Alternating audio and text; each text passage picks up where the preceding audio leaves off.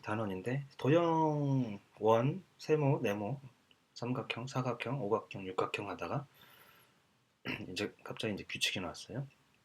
지금 규칙을 찾을 수 있어요.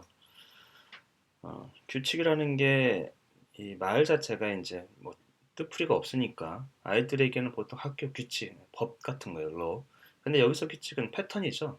어, 일정한 어떤 패턴, 그러니까 반복되는 어떤 모양이라든지 그런 것들을 보게 되는 것이죠. 그거를 이제 규칙이라고 한다. 이 수학에서 말하는 이 규칙도 번역을 하다 보니까, 그렇죠. 번역을 하다 보니까 정확한 뜻을 설명해 줄 필요가 있죠. 함께 사는 도형 나라에 함께 사는 도형 나라에 만국기가 걸려 있어요. 만국기에 걸린 도형의 규칙을 알아봅시다. 이제 함께 사는 도형 나라라고 되어 있는데 거기에 만국기가 걸려 있대요. 이 표현이 틀린 거죠, 사실은. 만국기는 개별 국가들이 함께 사는 도형 나라는 이제 나라가 하나잖아요. 예, 표현 자체가 좀 이상하죠. 만국기는 만국기 뜻을 애들이 알 리가 없죠. 만이라는 거는 1만 만자인데 이거는 어리죠. 모든 이루죠. 모든. 많다라는 차원을 더 넘는 거예요. 거의 꽉 찬. 거의 모든 걸 다 포함한. 국기, 전 세계 국기를 다 포함한. 예, 그거를 이제 우리가 만국기. 예를 들면 만백성 이러면 모든 백성, 만인 하면 모든 인간, 거의 그런 느낌을 갖고 있죠. 그래서 이제 모든 나라의 국기가 거의 모든 나라의 국기가 걸려 있어야 돼요. 여기 보면 이제 우리 또 국기는 우리 이제 국기가 나왔는데 이러면 이제 국기도 사실은 굳이 이렇게 만국기라고 표현했기 때문에 국기도 보면은 프랑스 식민 지배를 받은 나라들은 다 프랑스 국기하고 비슷해요. 예, 색깔만 다르고 색깔의 위치만 다른 거죠. 삼색. 영국의 식민 지배를 받은 나라는 거의 또 영국 국기하고 비슷해요. 이제 뭐 하여튼 그런 슬픔을 갖고 있죠. 그 만국기는 이거 운동회는 아니에요. 딱 보니까 이거 월드컵 경기장 같아요. 축구 경기장이죠. 축구 경기장에다 이제 이렇게 편집을 했죠. 예, 여기 보면 어디 매달대도 없지만 어쨌건 그림 자체는 좀 이상하죠. 왜 운동회 때 애들이 보면 이제 운동회라고 인식을 할 거란 말이죠. 애들이 만국기를 보는 거는 운동회 외에는 거의 보질 않지 않습니까? 근데 축구 경기장이고 운동회는 아니고 그 의미는 왜 만국기를 거는 거예요, 대체? 음, 뭐 저도 몰라서 찾아봤더니 이제 원래 1889년에 파리 만국 박람회 엑스포죠. 거기에서 참가국들의 이제 국기들을 걸어놨다고 해요. 그거는 이제 참가국들에 대한 어떤 뭐 존경의 표시 또는 이런 나라들이 참가했다 이런 뜻이죠. 그게 이제 일본 사람들이 메이지 시대에 보기에 아주 좋았나 봐요. 왜냐면 그 사람들은 어, 세계를 막 뻗어나가고 싶어 했으니까. 그리고 또 규모가 있다고 생각되는 거잖아요. 여러 나라의 국기. 그것도 많은 나라의 국기는 많은 국가가 참여한 듯한 느낌을 주지 않습니까? 그러니까 이제 일제시대 때 그런 방식으로 어떤 행사장에서 많이 썼나 봐요. 특히 만국기는 국제 행사, 그런 걸 표방하는 거죠. 행사 규모가 크다. 그걸 이제 우리는 또 형식적으로 무슨 행사할 때 뭐 뜻도 없이 그냥 갖다 쓰는 거죠. 근데 얼마 전에 말이죠. 초등학교 운동회 때 만국기인데 만국기에 인공기, 그러니까 북한 국기가 걸려 있었어요. 아이들이 그려가지고 또 난리가 났습니다. 북한 기를 걸어놓은 거는 이제 북한을 찬양한다. 뭐 이런 방식으로 애들이 뭐 그런 게 있을 리가 없고 오히려 통일을 위해서는 북한도 국가잖아요. 그리고 이제 만국기에는 유엔기 같은 것도 포함되어 있고 예전에는 우리가 중국하고 국경을 맺기 전에는 그때는 또 이름을 중공이라고 했어요. 그냥 영어로는 차이나인데 공산주의라는 거죠. 말 자체가 다 그런 거에 우리가 이제 언어에 의미 부여를 그런 방식으로 한단 말이죠. 그러다 어느 날 이제 중국으로 바뀌었어요. 공은 빼버리고 그런 거 못 걸다가 수교하니까 이제 걸고 이런 것들 다 이제 어느 정도의 정치적 색깔들을 갖고 있는 건데 초등학교 운동회에 만국기 걸려 있는 거는 뭐 일제시대 때 넘어온 어떤 문화다.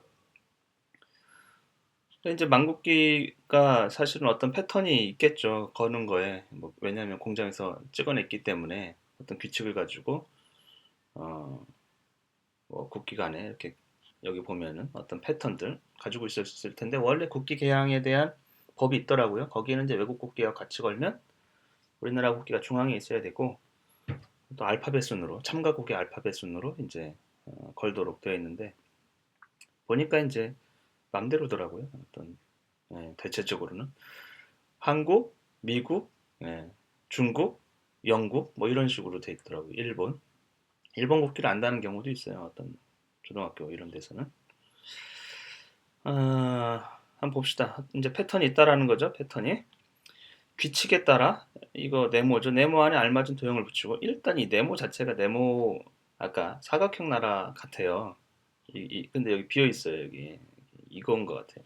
저도 보니까 하나가 아니고 여기도 있고 이제 여기도 있어요. 이건 잘 봐야 되는 거죠. 자신이 생각한 규칙을 이야기해 보시오. 그러니까 이런 것들은 하나만한 것이죠, 사실은. 왜냐하면 이게 보면 패턴이요. 여기 두 개, 여기 두 개, 여기 두 개 이렇게 돼 있잖아요. 그렇죠? 근데 여기가 만약에 이제 이게 하나로 돼 있어도 뭐라고 할 수가 없죠. 근데 아이들이 이제 자신 생각을 얘기할 수 있으니까 상관없죠. 여기에서는 이런 것도 가능하다. 근데 주로는 이제 학교 현장에서는 다 똑같은 이제 노란 삼각형 두 개를 붙이는 거 아니죠. 노란 삼각형이 아니고 원이죠. 예, 원에 파란 원을 붙이는 거. 파란 원 두 개, 삼각형 두 개, 원 두 개, 삼각형 두 개 이렇게 보는 것이죠. 근데 만약에 여기다가 삼각형을 붙였다면 삼각형 하나, 원 하나, 삼각형 두 개, 원 두 개, 그다음 삼각형 세 개 이렇게 갈 수도 있어 보이는 거죠. 어떤 패턴. 그러니까 이게 그 중에 일부분만 왔기 때문에 이게 패턴이 어떻게 반복되는지는 아이들 생각에 따라 다를 수 있다. 근데 이 그림만 봐도 이제 아주 단순한 패턴들을 보여주는 거죠. 이렇게 단순한 패턴들은 굳이 아이들에게 교육할 필요도 별로 없어요, 사실은. 너무 뻔하기 때문에 어떻게 보면 이제 지면이 아깝죠. 어, 새로운 규칙에 따라 빈칸에 도형을 붙여보시오. 새로운 규칙에 따라. 근데 이 규칙이 어, 어디 있나요? 아이들 스스로 만들려고 하는 건가요? 어쨌건. 그래서 아이들 스스로 이제 어떤 규칙에 따라서 만들도록 하는 거죠. 이 도형 그림에서 이런 말이 이제 이 도형 그림 이런 말이 정말 인위적이에요. 교과서를 자꾸 보면은 어, 이 도형 그림이라는 게 무슨 말인지 하여튼 이 도형 그림에서 찾을 수 있는 규칙이 무엇인지 이야기해 보시오. 음, 그걸 애들이 각자 할 것 같은데 붙임딱지를 붙여가지고 서로 얘기해 보라는 거겠죠. 자신이 정한 규칙에 따라 빈칸에 도형을 붙여보시오. 그러니까 이거하고 또 다른 건가 보죠. 이거는 두 개가 주어졌다고 생각하는 것 같아요. 근데 뭐 그 이후에 어떤 규칙은 이렇게 작은 공간에서의 규칙은 이 두 개의 패턴이 크게 의미가 있는 건 아닐 텐데. 그 다음에 서로 바꾸어 짝이 정한 규칙이 무엇인지 이야기해 보시오. 서로 바꾸어는 뭘 바꾸라는 걸까요? 그러니까 그냥 짝이 정한 규칙. 혹시 짝이 어떤 걸 붙였는지 보고 짝과 정한 규칙에 대해서 이야기해 보시오. 이렇게 하면 될 것 같은데 문장 자체는 조금 애매한 구석이 있네요. 어쨌건 이제 패턴에 대한 이제 아이들의 인식인데 이런 패턴 인식은 좋은 프로그램들이 많고 앱도 많고 그래가지고 아주 복잡해 보이는 패턴들도 아이들은 쉽게 찾아요.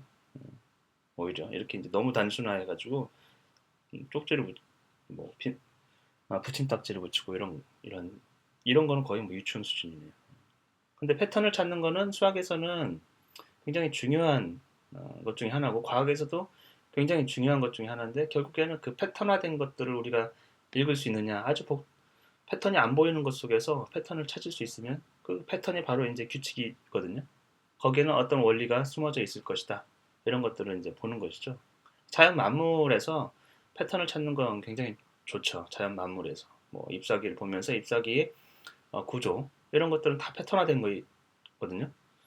같은 나무의 잎사귀는 거의 똑같은 모양이잖아요. 그럼 그 안에 구체적으로 보면 그 안에 있는 것도 거의 기가 막히게 똑같은 패턴들을 계속 반복해서 이루어지고 있는 것들을 보게 되거든요.